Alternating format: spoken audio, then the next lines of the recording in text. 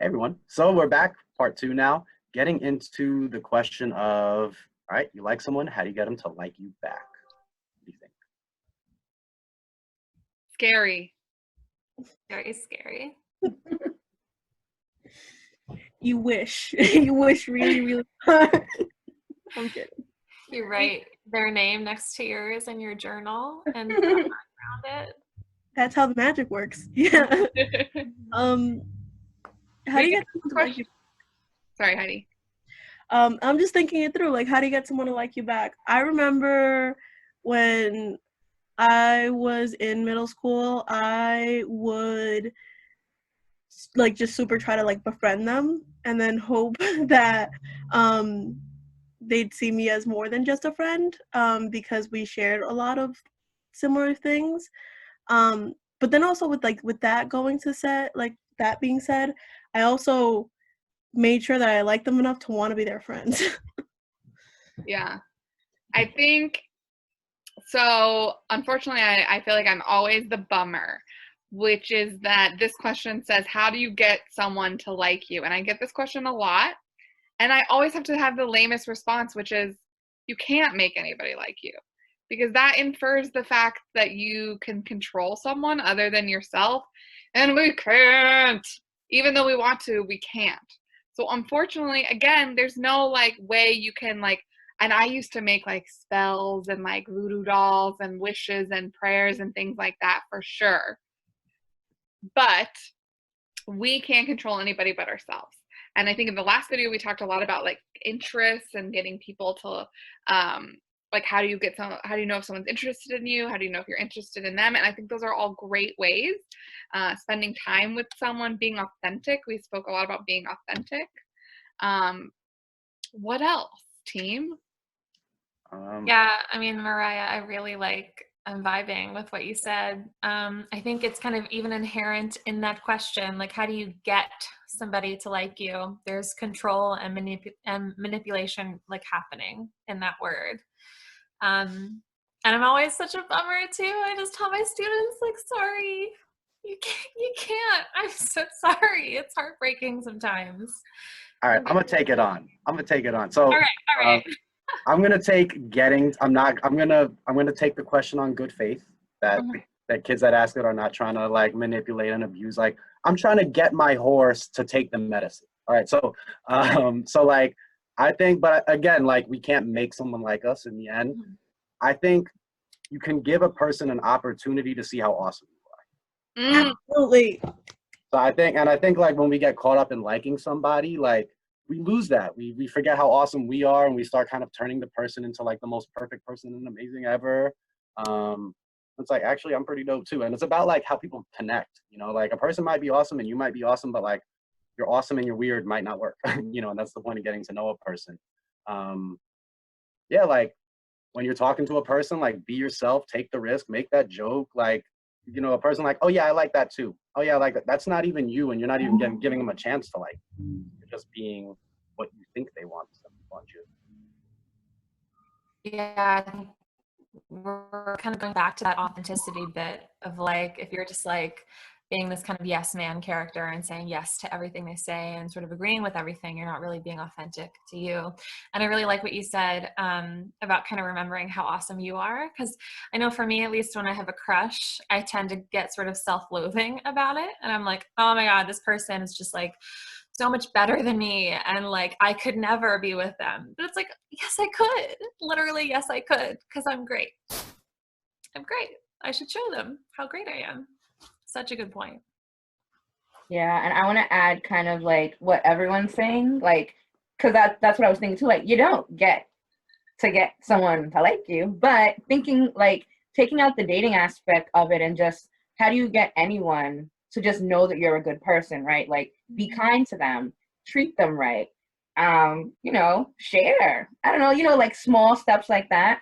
As my mother would say, not everyone is gonna like you though, and that's okay, right? And so then thinking too, like, how do we deal with that part where it's like, oh my god, I really like this person, I'm being nice to them, I'm being kind, they just, you know, they don't want anything more than a friendship, or maybe they really don't, they're not into me at all, and like, how do I deal with that rejection and that like that hurt, because that does hurt. Rejection hurts. Absolutely. And when you feel like when you feel like you're your most authentic self to someone, and you know you're putting yourself out there and you're hoping that they like that too, it kind of almost feels like a rejection of you, you know, like, well, I was so real with you and you just don't like me. And the reality is that can happen, and it might not, but you have to, you know, you have to realize that it's not it might not be like a rejection of you as a person, but it might just be like, I don't think we mesh together as a relationship or as a couple. Sometimes you're too real for other people. And Mariah, you with it like that. Mariah, you're big into puzzles, right? Yes. So when two puzzle pieces don't fit, do you get mad at the puzzle pieces? Is that one of the puzzle pieces being wrong for not fitting with the other pieces? I gotta be honest, I do get a little mad, but I know, but I take a second and then I'm like, this wasn't the plan. This isn't the plan. So I'm curious, educators, what are some ways that, because I also get this, how do you tell someone you don't like them without hurting their feelings? So how can you reject someone? Like, what would you all say now that you're grown up and you've had all this middle school experience and healthy relationship experience? What is something you would say? We can take turns rejecting each other. So I'm going to go in with that, and I'm very interested to see what other folks have to say, and I hope someone, but I'm again going to say, like, you can't, right? There are ways to do it kindly and respectfully and nicely, but what I always say is that you can't control how other people feel, and you have to kind of allow space for their feelings to happen, right? Because they might be hurt. They might take it personally. They might be heartbroken. You can't control that, right? So when I'm rejecting someone, like, I always am kind of keeping that in the back of my mind of like, I can do this as kindly and respectfully as I possibly can, and it still might not be easy for me, right? And that's okay. It's not about being easy for me. I have to give them space to feel their feelings, even if it makes me feel worse and makes me feel uncomfortable. Like, that's okay. Yeah. Yeah, it sucks.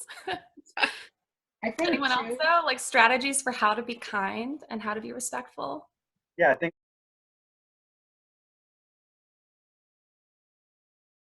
Still good advice. one of my own tangent. Come back to me. Somebody else think. I think very similar of like thinking about if you were the person getting rejected, how would you, like, what are some things you would want to hear, right? So like you wouldn't want to hear like, oh, get out of my face, like I don't like you and things like that, because that might hurt somebody's feelings. So thinking about like how would you reject your own self, I guess, in a way, would be like a helpful thing. And just like talking about what's great about the friendship. I do have a friend who like really likes me a lot, and I'm kind of like, listen, I think our friendship is great. It is amazing, and it has nothing to do with you personally, but you're just not my type of person, and I wouldn't even want us to try to push things further because I know I would do a disservice to you, because I know I don't have feelings for you like that. So a lot of times the person might say like, let's just try it anyway. But I usually am like, because I value this friendship so much, I just know that somebody would get hurt, and I don't want either of us to get hurt in this situation. So I have to stick with what's true for me. And sometimes you need to take a break from the friendship. Like sometimes it's too much for the person, and then they just kind of need a break. And that's fine too. Give them their space, give them their time to heal. But then hopefully you can come back after. Yeah, I'm super like on board with a lot of the things that were just said. Literally, all of them. Remembering that like people are human too. So like if someone approaches you, with like, "Hey, I like you," saying like, "Ew, I don't like you," that's super mean, and like you wouldn't like your feelings hurt like that. And people are human, you know. The other person is, you know, just like you. They will feel hurt if they get rejected. They might, you know, the important thing is, I really feel like, lead with authenticity when you're rejecting someone, like, and make it a very clear no. You know, that's just a really good way to make sure that if you still want to continue a friendship, that is something that that's possible. If the other person still feels comfortable with that, you have to remember that they have to also agree to continue a friendship with you. But then also, like, you want to make sure that that person is super clear that you're saying no. You know, you don't want to give anyone false hope, or on the unhealthy thing is to, like, string them along because it makes you feel good that someone likes you, because that's super not cool, and you wouldn't like it if it was done to you. So, like, don't do it to other people. So I really like that, Heidi, what you just said. So if I had an option to say, hey, I really like you as a friend, I'm just not ready for a relationship, is that being, like, I'm curious, educators, is that an okay kind of like shutting down someone's feelings? Or might it be better to be like, I really love our friendship, but I don't see us dating? Like, what would it be? Like, it's saying I'm not ready for a relationship right now, because what if your other boo asked you out and you, like, you're ready for that relationship? So what could you actually say? I think the best thing to say is the truth. So, like, if it's true that you aren't ready for a relationship, then, like, I'm not ready for a relationship. I don't really feel like dating right now. But if the truth is, I don't feel like I'm ready for a relationship with you, and you still want to date that person later on, just be like, I don't think that will work out right now, but maybe a little bit later on. Or if it's, I am not ready for a relationship right now with you, period, like, ever, then it's like, I don't really see us working out together, and I'd rather not ruin our friendship. And, you know, like that, then you have to open the door for that other person to react in the way that they're going to react. You'd hope that they're like, all right, it's cool, I need my time to heal, and then we could possibly still continue to be friends. That's the hopeful and optimistic one, but you also have to be ready for, maybe that person doesn't want to be friends with you anymore. Is it okay to say, I'm not good with confrontation, so I have never done this in a great way, to be honest? Is it okay to say, I don't like you like that? Sorry, we all got an email. Is it okay to say, I don't like you like that? Is that appropriate? I don't know. What is it? In the right tone, you can say anything, and in the wrong tone, you can say nothing. So, like, you know, like, if you're saying those words, like, I don't think we have a connection like that. I don't see you that way. I'm sorry, I'm not interested. Like, you can definitely say those words in ways that feel like a punch in the face, or you can say those words in a way that feel like very gentle and caring. So again, it's about, like, how you're approaching the person, how you're treating them, and maybe being clear on what your intentions are, what you actually want. You know, like, actually, you know, maybe if in a couple of weeks when things are cool, maybe we can, you know, try to reconnect. Like, knowing that's what you want, that'll kind of guide you in the conversation, versus being like, they're cool, but, like, you know, I don't really want a relationship. Then you can be a little bit more clear. And I often find in like the rejection conversation, like, sometimes they'll really push for, like, so you don't want to date me, and it's like, sometimes, I'm sorry, like, again, like, give the truth, but you can definitely, like, we don't have to be so interested in brutal honesty that we get really into being brutal to each other. We can just be honest and gentle and kind. I think a good tool, like, my brain is just like screaming this at me right now, is like consent fries acronym. And thinking about that in a sense, because, like, and Heidi, you made me think of it, like, a clear no is a no, right? So you don't want to pressure somebody, you don't want to force them, you want to be specific, right? And with the whole, like, oh, I don't like you that way, maybe you want to, like, okay, that person might say, well, what do you mean by that way, right? So giving more, like, information on, like, what that actually means. So it's different, but I feel like, in the sense, if thinking about body language too, right? If that person's body language is like, you can feel them shutting down, they're kind of just stiff, and their, like, face is like, right? So thinking about the acronym of fries and kind of, like, using that as a guideline in a sense to deal with rejection and having that conversation, I think is a good tool to use as well. I have a question if we have time. How do y'all feel about the phrase, because I feel like it's so loaded. It's not you, it's me. You're rejecting someone. I think it's super inauthentic. I think it's like such a cheap way to kind of, yeah, like, and like, I think it creates a lot of like, because then it's like, oh, so you can come to a different place and maybe like you'll be interested in me, and you know, like, I think if you're rejecting someone that likes you, being sensitive to the fact that they really want you to like them back, and like we kind of have this tendency to look for anything as like the glimmer of hope, and in that way, there's almost a kindness to being very clear, and giving them an opportunity to really understand where they stand with you. Mm. Yeah. I'm super on that boat. Yeah, it's I'm not it's not you, it's me. It kind of like giving false hope is definitely like a mean thing to do. There's just no way around that. Sometimes you could say it's not you, it's me in other ways. Or it's yeah, you could say that in different ways if it's actually that, like if it's authentically that reason. So maybe it's like, it's not that I don't like you, it's that right now I'm focusing on me. That's a real it's not you, it's me situation, but it's also clearly expressed. Like, it's not that I don't like you. I could possibly see us working out in the future, but right now I just really need some alone time and I'm not looking for a relationship. That's clear. You know, I feel like that's a better way of saying it if you really mean it. Because if not, if you don't really mean that, and you just don't like that person, it's a scapegoat. It's like a cop out. No, I feel sorry. One time somebody said that to me, and I took it really well, and I was like really respectful and like, okay, you know. And later she got interested in me, and she was like, it was actually because you were so chill and like you showed like a real like strength of character by just being able to like hear my truth and being like okay with it, and like things came around later. Sorry, John.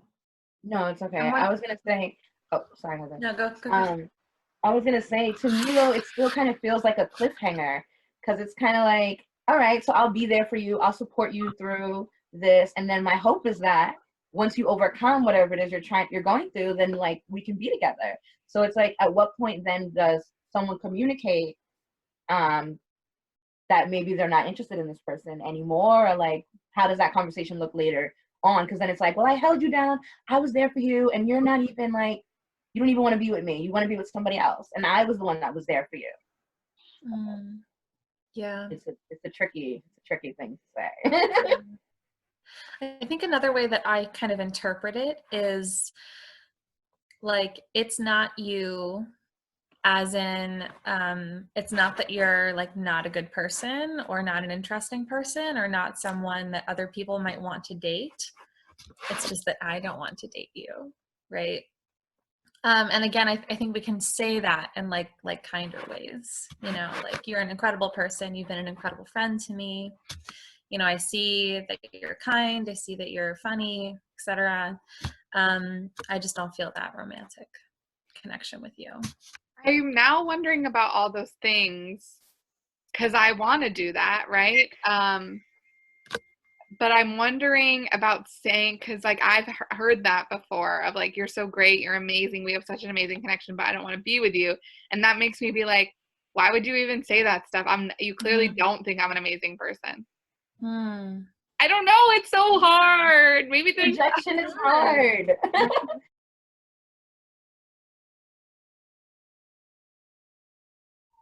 feels like they're just saying it to like cushion the blow, like just give it. But maybe that's just me, and that's my own like not being able to receive and take in the fact that they do value me. Right. And maybe it's just me being like, well, you either get 100% of me or none of me. Yeah. Oh, coming back to my point, I remember it. It's that just, and maybe we get better at rejecting other people once we've been rejected, and we understand those little things that can linger in your mind that like, oh man, I wish they didn't say that when they were telling me that. You know, and there is like an aspect of experience and learning to this. The more we go through it on both sides, the better we get on both sides of it. But I think like, yeah, being in relationship, it's about what's true for you, but also communicating that in a way that can be heard and respected and leaves a person better off. We shouldn't be trying to leave each other like more damaged. That's a great note to, I think, end on for this one. All we can do is be respectful. Yep.